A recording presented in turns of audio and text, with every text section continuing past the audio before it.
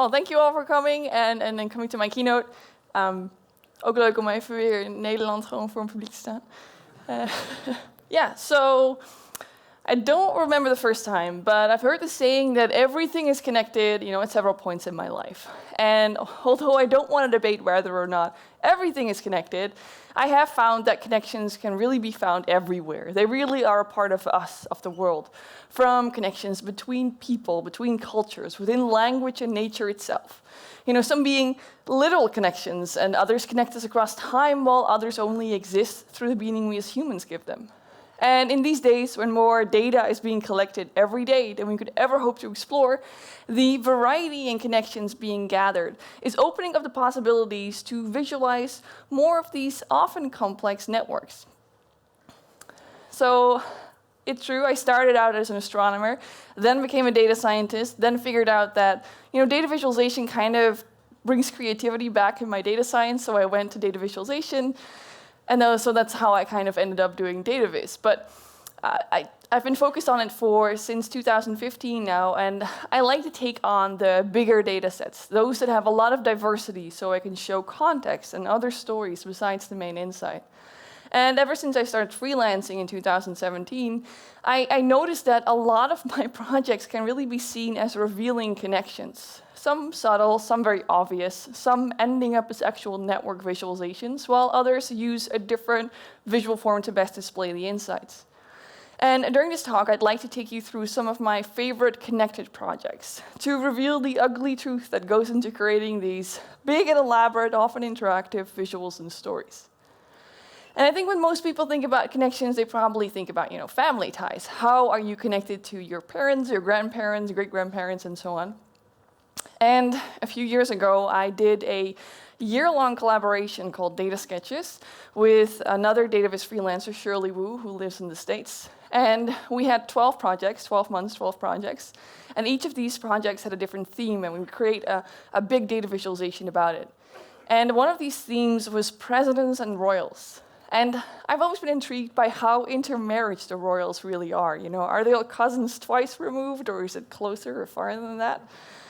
And I didn't want just the last few generations in the main line of succession so I could create, like a standard tree like this. No, I wanted as many connections as possible, crossing royal houses and going back as far as I could find.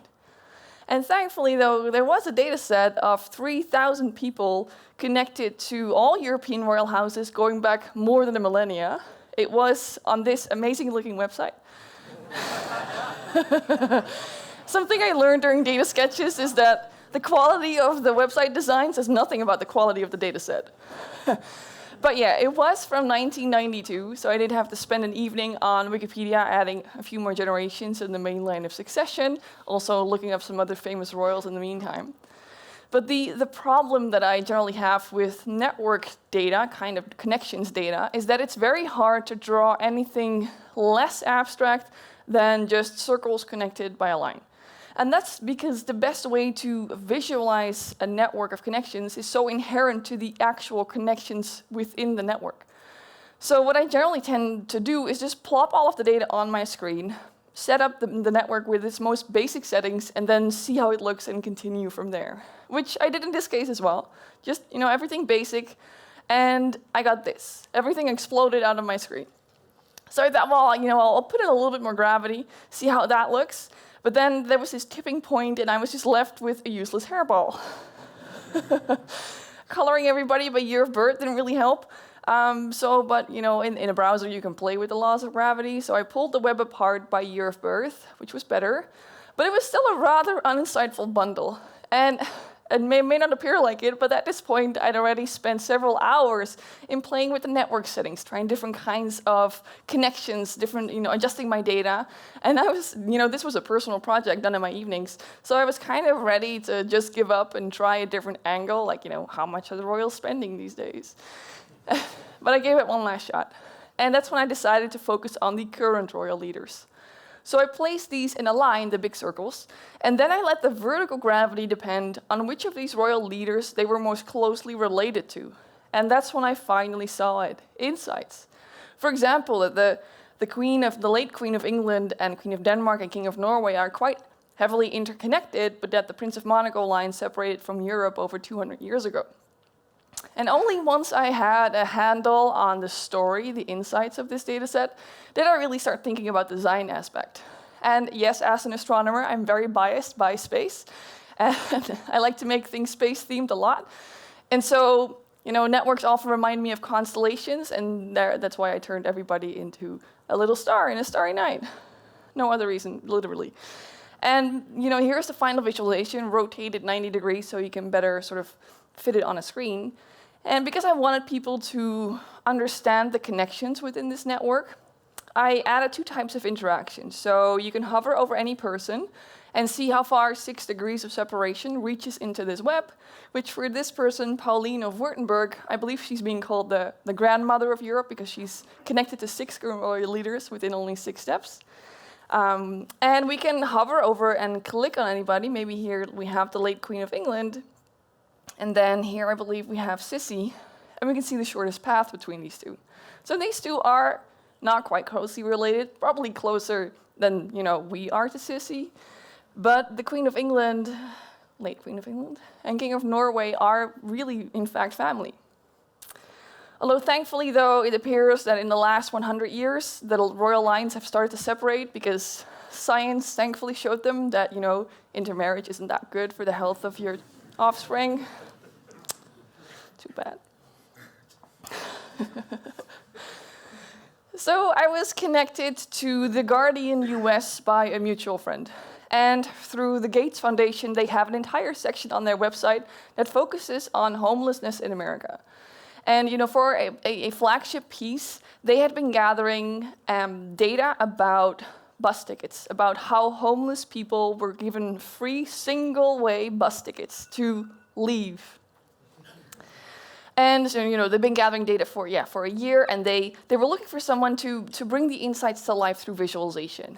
And they asked me to do it, and because I knew that was too big for me alone, big article, I asked Shirley Wu from that Data Sketches collaboration to become my partner on this project.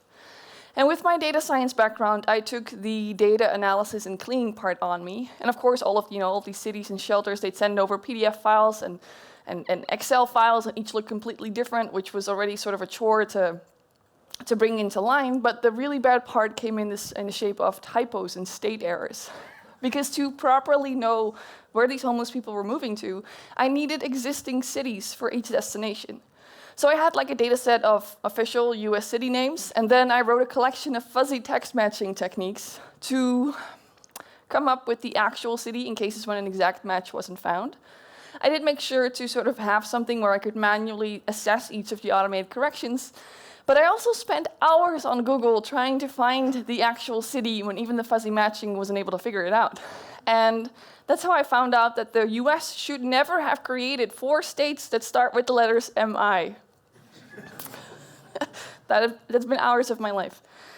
Well, after sort of the data cleaning was done and resulting in 35,000 journeys, the analysis part began. I needed to figure out what did all of these trips tell us. So I created tons of simple plots dissecting the data in different ways, looking for trends and patterns. What about age and gender? What about big versus small cities? What destination is most popular? What if you try to account for distance? And simply plotting all of these 35,000 journeys on a map, I knew that would be an important part of this article, but just plotting them as lines on a map didn't create anything that was visually exciting or conveying the extent of what we were looking at. So I knew that I needed a different visual form. So partly due to lucky timing, everybody involved could be in the same room together for 2 days, during which we figured out the whole story that we wanted to tell in sort of the subsections. Shirley and I created designs for each of the data visualizations to add into this story. And my main one would be that map to show all of these journeys.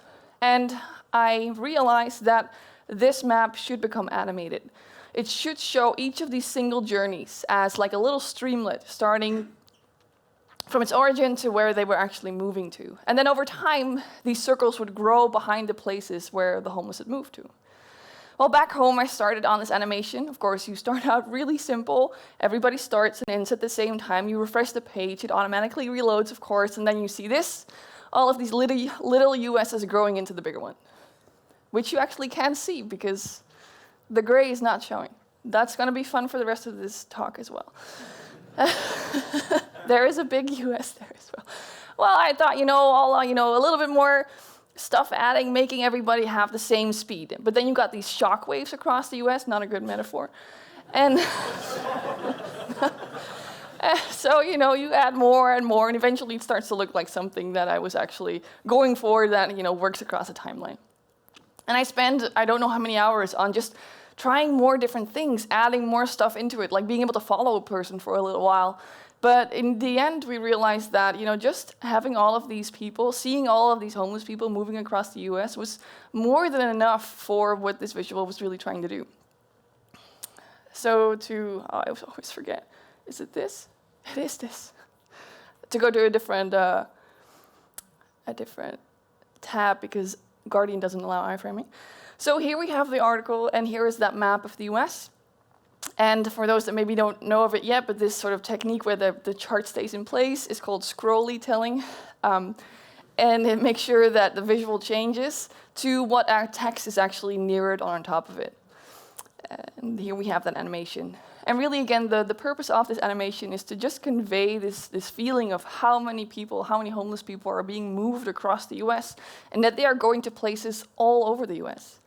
But there are way more visualizations in this entire article, as well as videos and photos and interviews to really try and find a balance between the very personal stories of these people combined with the high-level insights that this big data set actually gave us.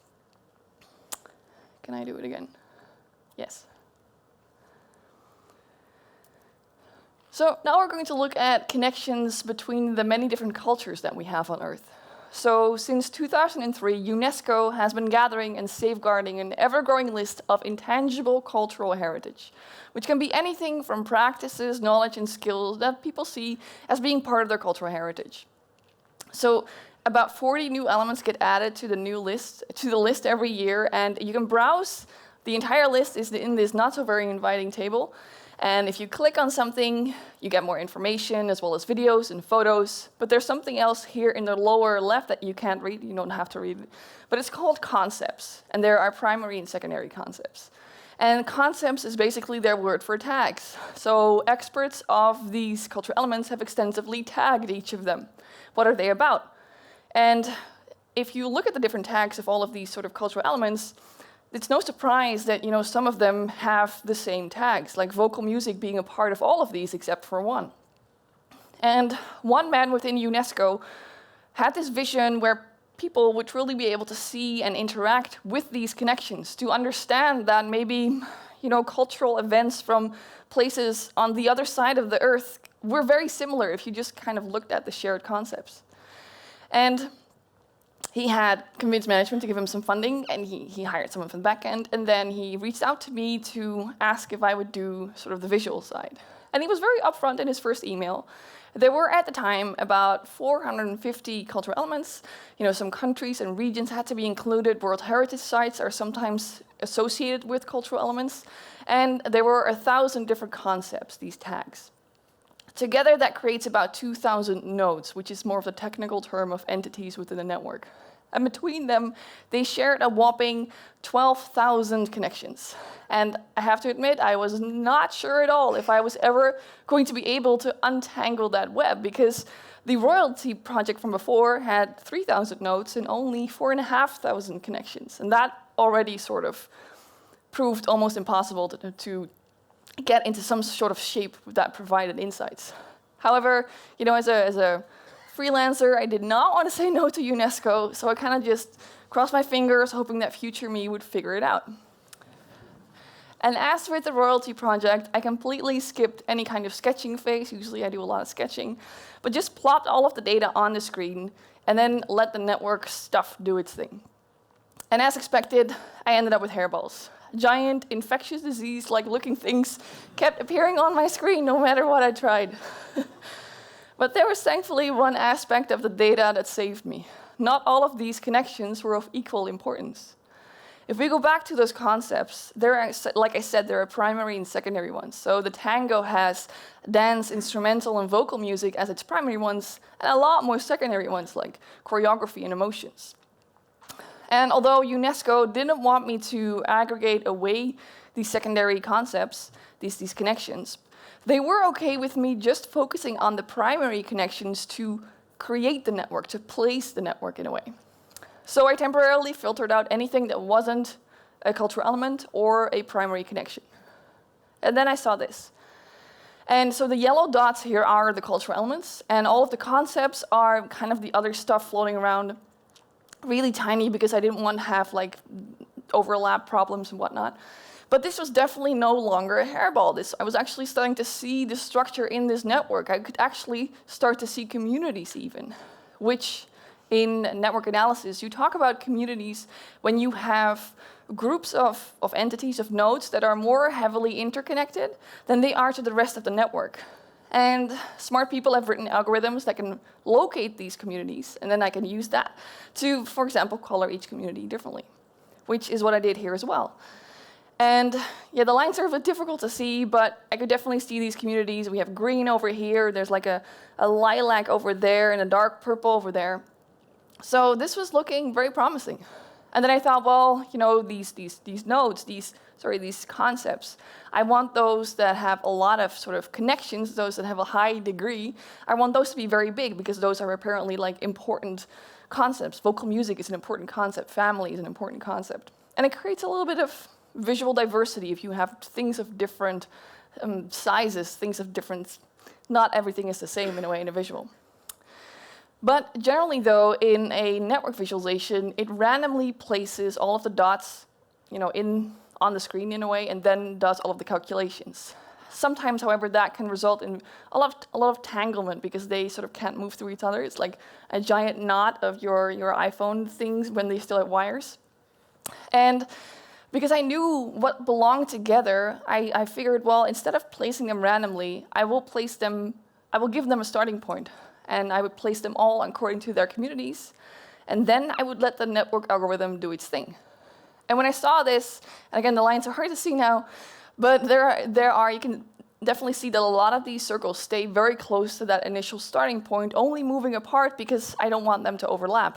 There are only a few that are drawn a little bit towards other directions because they have like a little bit more ambiguous connections. But that really showed me that looking at this particular network from the angle of communities was the right way. Well, then it was time to put everything that I'd filtered out back in again, placing it first on sort of the average location of where everything, you know, of the stuff that was already on the page, and then running a second network algorithm to properly place it based on everything. Time to make it a little bit more finessed, like different shapes for different entities, regions, World Heritage Sites. And I kind of liked how if you zoomed in, it reminded me of like a schematic image of outer space. So, and then my client at UNESCO started calling this visualization the constellation. So again, I was like, yeah, sure. I'm good with that. But now that the placement was figured out, I had to think about the lines, the connections, how to handle 12,000 lines visually. Gray and straight is kind of boring to me, so I made them curved and colored. But yeah, 12,000 lines at full opacity is not really insightful. Again, I had to figure out, how do I deal with this? I tried several things, but what was very obvious to me quickly was that, you know, if you hover over something, you would see all of that nodes, that entity's connections, with the primary ones being thick and the secondary ones thin. And then if you don't hover over anything, I will really only show you the primary connections. But of course, the client wanted more. You had to be able to hover over a region, and then it would show all of the connected countries and then all of the connected cultural elements. You had to be able to send a query in the URL to the thing, which would then fix all of the things in the query. In the visualization, if you just clicked on something, you still had to be able to hover over anything else and get all of the information about that thing. You had to be able to zoom and pan around, and if you zoomed in far enough, the photos had to show inside all of these cultural element circles. Oh yeah, and of course, if you clicked on something, you still had to be able to click something else to get a modal pop up with more information. And that was really just, that was just the tip of the iceberg. But here is the actual interactive visualizations. Let me kind of show you the idea of this visualization. So we have all of these cultural elements. Let's zoom in. And maybe this one, Schemenlaufen. I probably butchered that. I'm sorry. But we can click on it, and then we can see what it's connected to. We can see that it's connected to dance and procession and masks and religious practice. What we have here, bear, sure. Bear. What else is connected to bear? I think it's probably wild animals. Yes, there's only one thing connected to bear, but we have a lot more animals in there. There's another religious festival that is about wild animals, but it's also about bladed weapons, cattle. I guess I know what that's about. That's about. Yeah, like maybe, yep, religious activities, musical instruments. That sounds nice. And a lot more things are connected to musical instruments. And so this is kind of how this visualization tries to make it fun to serendipitously kind of look around in this network and get a better understanding of cultural elements and different cultures and what people might see as sort of being connected to a cultural element.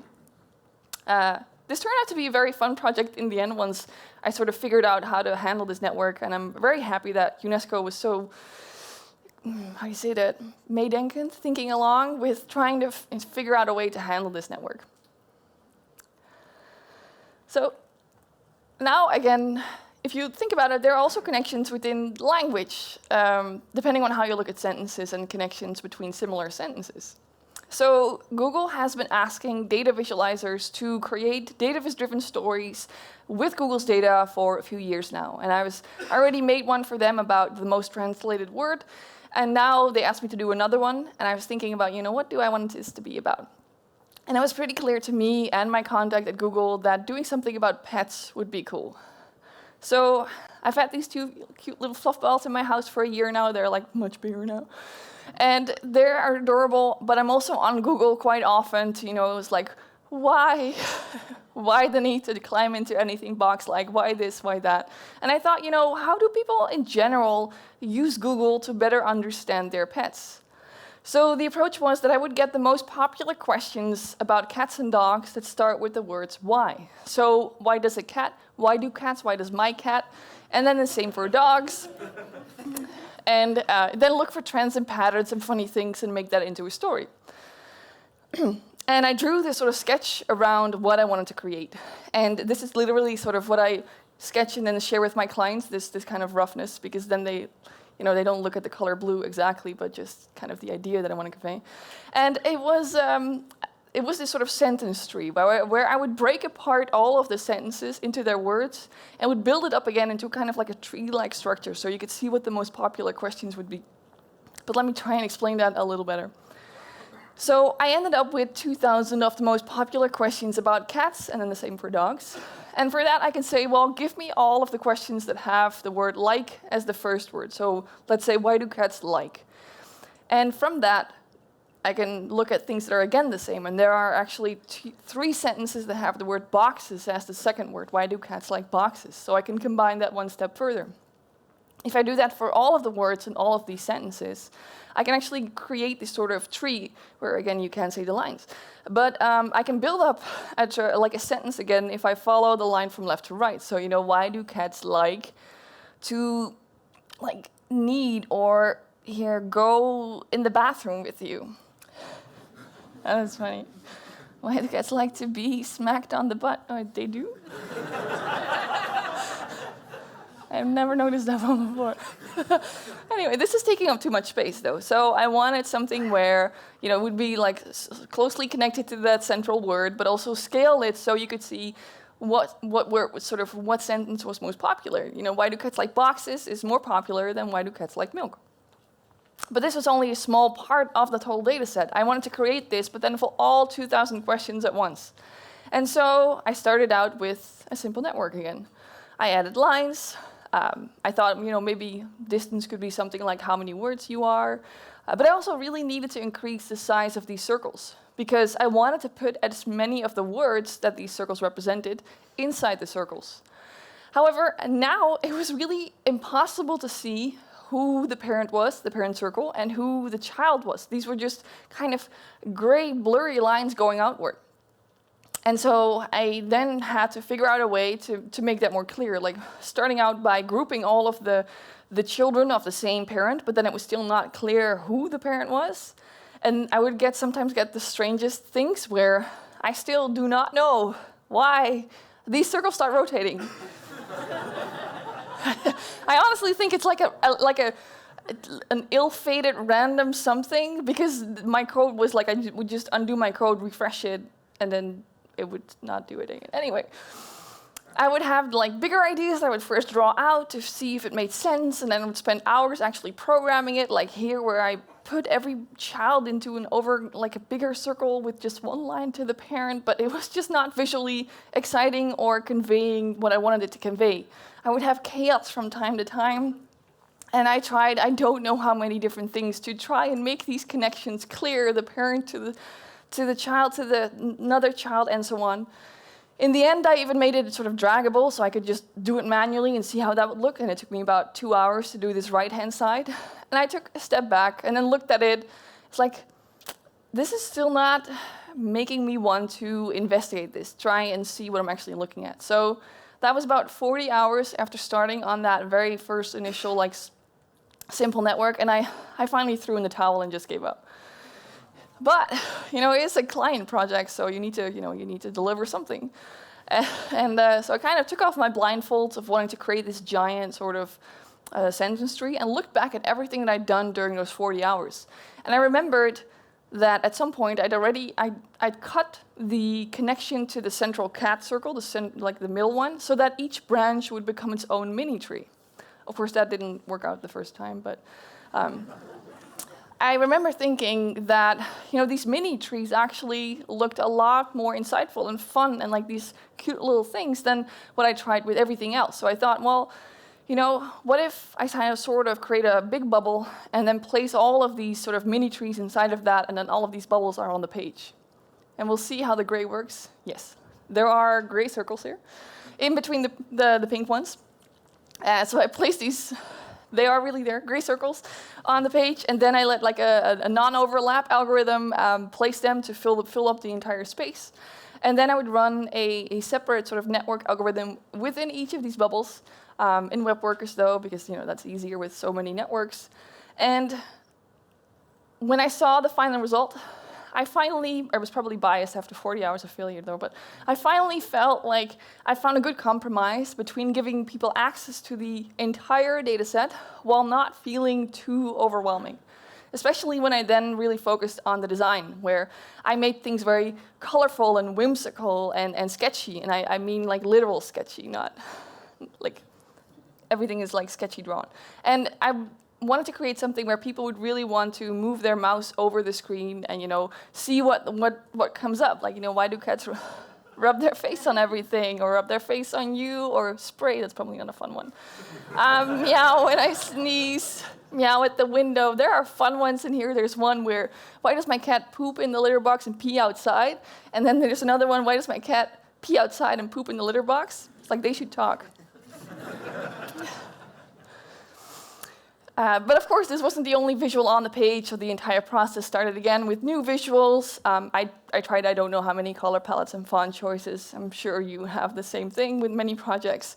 I had to create the layout of the entire website, which as a data visualizer is not my core skill. And of course, there had to be different kinds of interactions on desktop and mobile. Personally, I'm really glad that we have smartphones, but as a data visualization professional, I'm really not happy that we have smartphones. There's so little space. And for interactive search boxes and whatnot. But again, let me skip that part and just show you the end result. Let's go to cats. And I started out a little bit simpler to really ease people into this sort of visualization, the likes and dislikes. We had, the cats versus cucumbers meme from a few years ago, so a lot of people asked about cucumbers.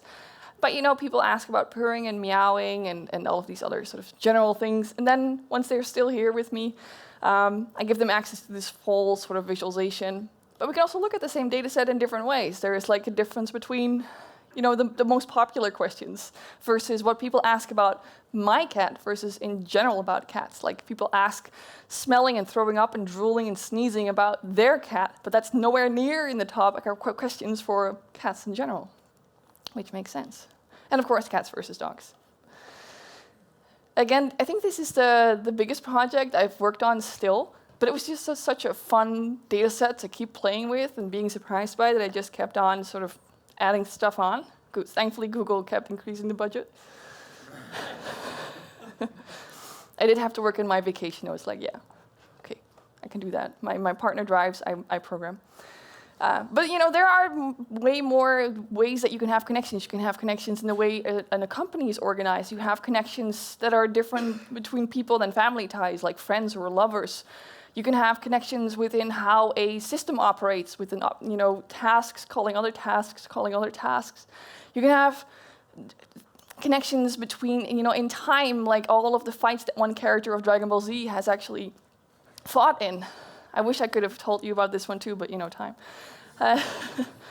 And I found that, I hope this has shown you how amazingly diverse connections can be. And I found that visualizing them often requires a very creative and iterative and especially custom approach. Sometimes you can have a data set where the connections are very straightforward and you can draw out a sketch on paper beforehand to see how you want to visualize it. But more often than not, I find that the connections are so complex and elusive and unknown that there's nothing else for me to do but just plop all of the data on the screen and then continue to design with code, where I can see how each of my design ideas affects the network as a whole. Well, you can find all of these projects in more detail and interactiveness and many more connected projects on my portfolio. I'm on X and Blue Sky, but honestly, the best way to follow me these days is probably signing up for my newsletter only 4 times a year.